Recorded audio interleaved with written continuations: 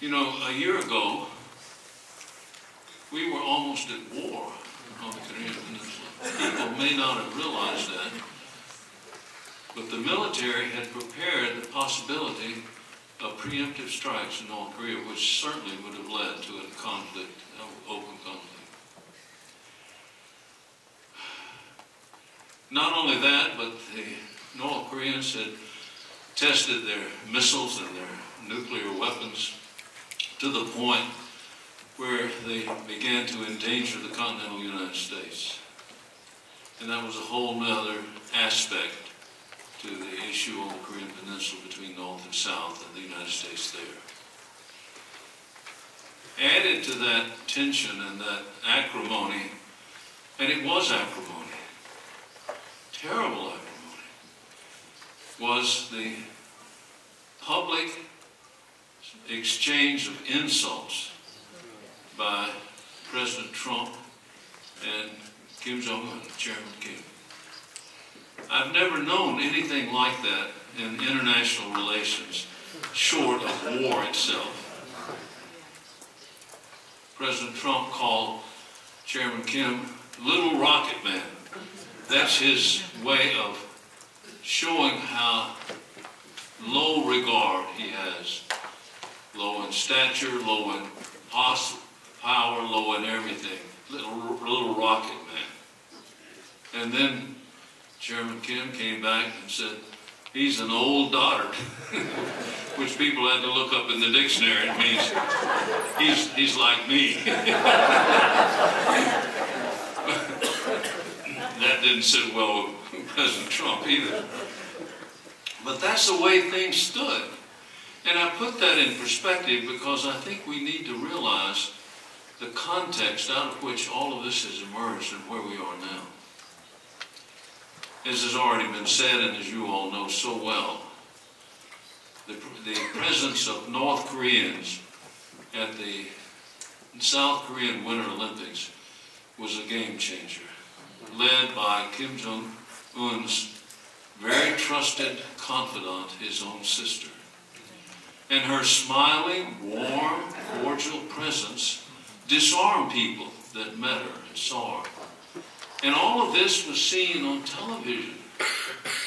This was an amazing move. And in rapid succession, as you know, there were a summit meeting between President Moon and Chairman Kim. The first one was simply unforgettable. You remember that? They were to meet at Panmunjom on the south side. And there was this invisible line there that was the border between a hostile north and a hostile south. And Chairman Kim came to the line and smiled and reached across and shook President Moon's hand. And he walked on into the south, and then he took President Moon back into the north, just stepping over the line. He said, they were erasing the line. Do you realize how historic that is? They were erasing that line. And then the smiles, and then, of course, through the intervention and mediation of President Moon, there was a meeting in Singapore with President Trump. And there, too, there were smiles, and there was a sense of camaraderie, and President Trump said, I like him. He's not Little Rocket Man anymore. He's my friend. Well, come on. This is game-changing. And he said, the chemistry between us is good. And he said, somewhat prematurely, we're going to have a denuclearization by the end of 1 year. Well, of course, that was President Trump talking. Now, how do we account in the subsequent meetings between Kim and Moon and all the meetings between Pompeo and others in North Korea? How do we account for the fact that that occurred? That was peacemaking. You get it? That was peacemaking. President Moon's role in all of this cannot be overstated. He has devoted his life, his public career, to peace on the Korean Peninsula. And in just a few months after taking office, he was determined that it was an intolerable situation that existed and obtained between the North and the South at the end of the last calendar year. And he worked so adroitly and so astutely with the North, with Washington, and with his own government to bring about this remarkable development that we've been talking about. Now, the problem is, with the cancellation of Secretary of State Pompeo's visit to the North, we're now at a standstill. There's a lull. We don't know. There was a lull before the Singapore summit, too. And maybe it's just a gesture, it's a means of negotiation. But we all know that there are many forces that line up against further rapprochement. And those forces are, in Washington, the apparatchiks, the people who do their job well and are the pundits and all of those on the far right. Their mantra, their means of saying this over and over again, and this was true during 8 years of Obama's administration. We don't buy the same horse twice. You've heard that. That was a policy. Well, that wasn't a policy. That was an excuse. That was an excuse. Peacemaking is hard. If it were easy, we wouldn't have war. But that was an excuse. And you know why it rings so false? Because it was based on the final breakdown of the 1994 agreement that President Carter established with Kim Jong-il. That agreement, which was ratified in Geneva a few months later, between the government of the United States and the government of North Korea, that agreement called for a freeze, a monitored freeze with international inspection at Yongbyon. Yongbyon was where they made their plutonium, which was the nuclear fuel of choice. It's easier to handle and it's powerful. The freeze of Yongbyon, and that meant that they would cancel the move toward becoming a nuclear state, because at that point they had no atomic weapons. They had not tested any, they didn't have anything. That was what the freeze guaranteed. But on the other side, Japan, South Korea, and the United States were to build 2 nuclear electric generating stations for civilian and peaceful use of electricity in North Korea. The freeze that kept the North from developing its nuclear weapons lasted for 9 years. Do you hear that? It lasted from 1994 to 2003. It was broken only when President Bush identified North Korea as part of the axis of evil with Iran and Iraq, and then proceeded to invade Iraq. Well, what is the message to the North? You're next. The freeze was broken at that point, but we hadn't paid for the horse to begin with. The only thing that was done for the generation of electricity in the North was some big holes in the ground and a few things like that.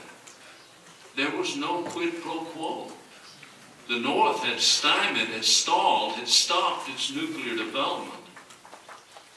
And we were supposed to provide their electricity with nuclear fuel on a peaceful basis. And we didn't do it. So the mantra that says we're not going to buy the horse twice is simply not true. The reason the North broke the thing in the United States said, you've cheated.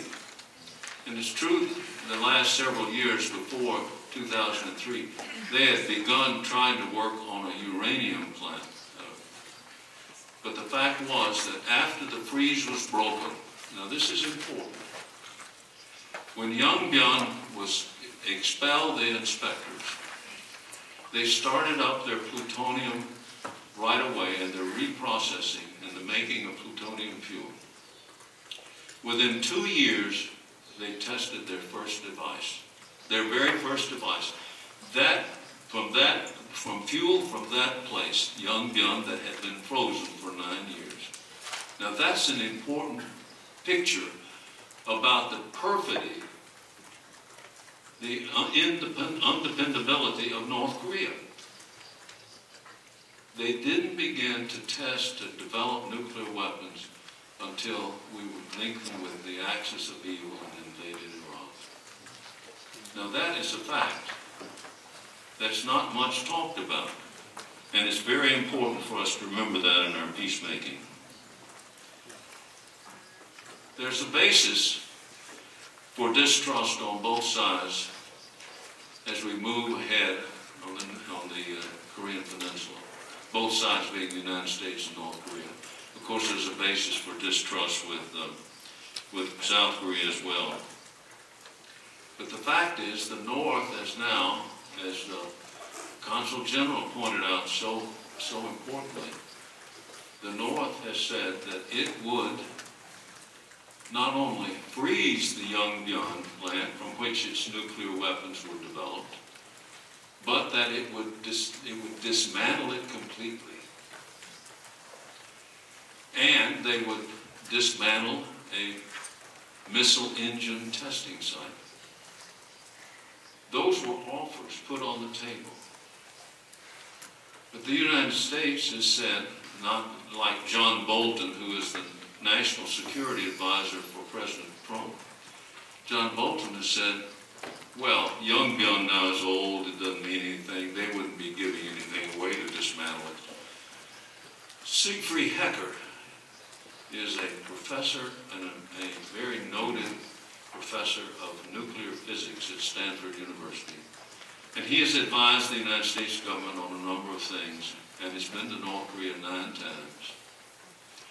He said, and this is a quote virtually, Yongbyon may be old, but it's still very serviceable, and it produces the fuel of choice. For North Korea to say that we will dismantle this under supervision from outside is huge. He said, it's very important that we realize that the North is not going to declare all of its sites at one time and put itself as a vulnerable target as they feel for U.S. bombing. They're not going to do that on the table all at once. We've got to move step by step. But the first move the North has made, and it's very significant. He says, why don't we take that and give them something in return? Of course, Washington is intent on saying, keeping to the thing, total, irreversible, verifiable disarmament of denuclearization. They want that up front. Well, as I remember,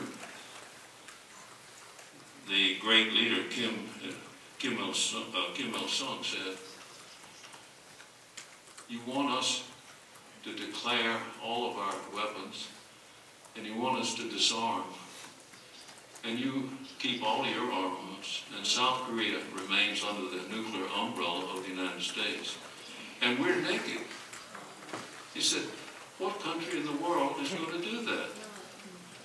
Now, I'm presenting this not in behalf of the North, but to help us to realize that peacemaking means stop demonizing. Stop being so skeptical and distrustful. Of course there's a reason to demonize. Of course there's a reason to criticize. Of course there's a reason to distrust. And it goes back 65 years. But the fact is that peacemaking is not a witness to the good of peace.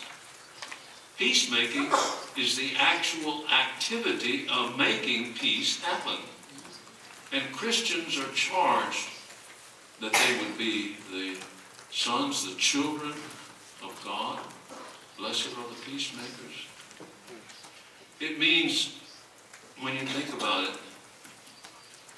it means to set aside the human impulse to be bitter,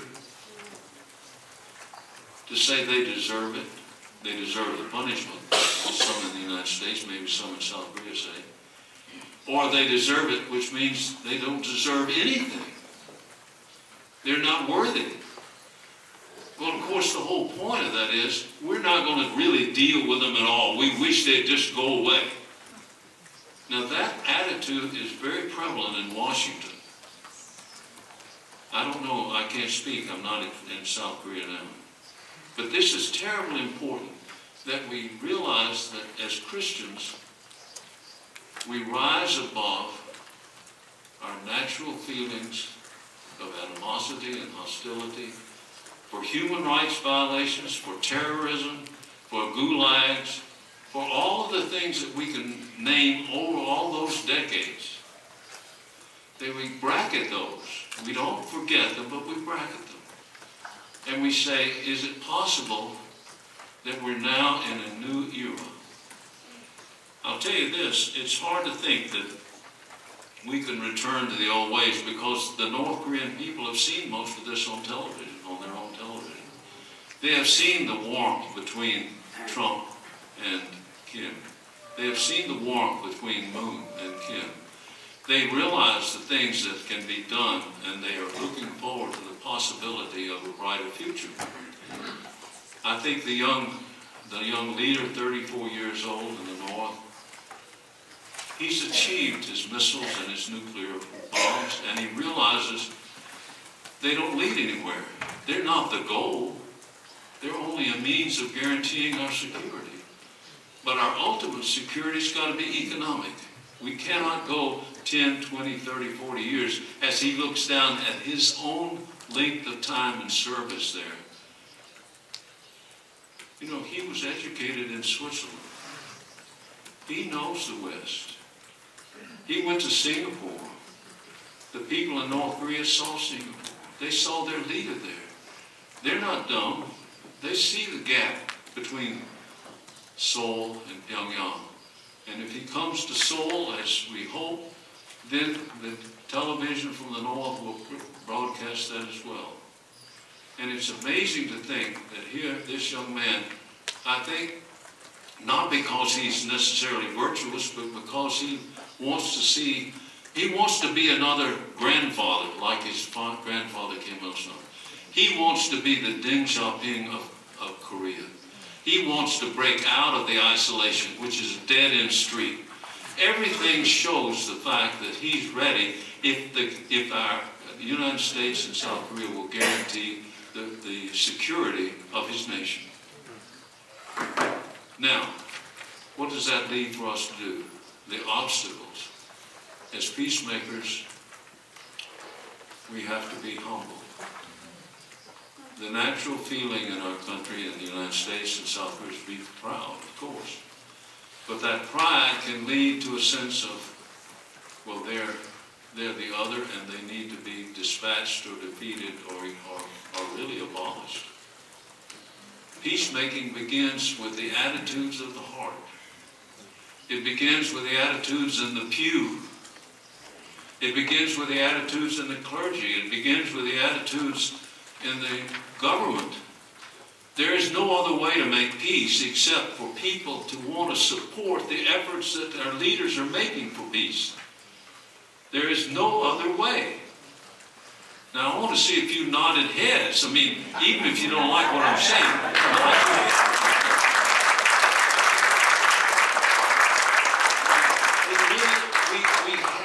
You know what? Theologically, we could say, this is a kairos moment. This is a kairos moment. This is a moment that God is opening up. History can change. I first went to Korea in January of 1947. Nobody in here that's from Korea was even born then. That was my first experience in the CIC, counterintelligence. And that changed my life. But it broke my heart to think of the division then, the division in 1950 and the terrible carnage of the war, the division throughout the succeeding decades. And I say, Lord, isn't it time? Hasn't there been enough? Haven't the North, the people in the North, haven't they suffered enough? Can't we begin to work together?